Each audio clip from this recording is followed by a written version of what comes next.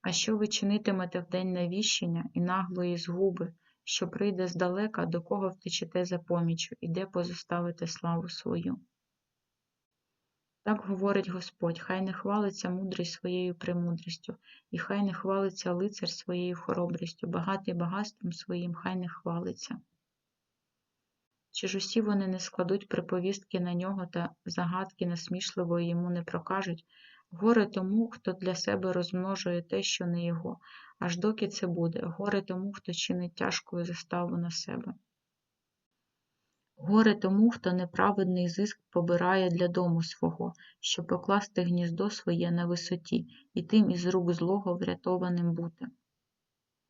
Звертаєтесь до численного та виходитесь мало, і що приносите в дім, то розвіюю те. За що? Питає Господь Саваоф.